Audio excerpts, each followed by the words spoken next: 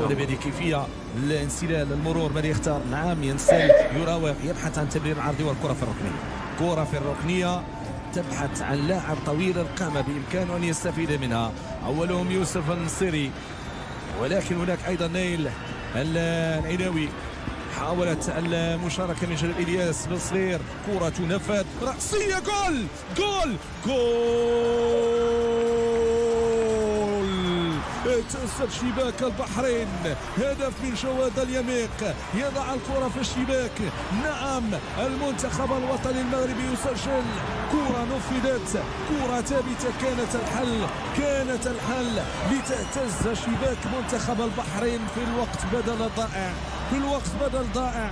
لعبت بشكل جيد، لعبت بشكل ممتاز.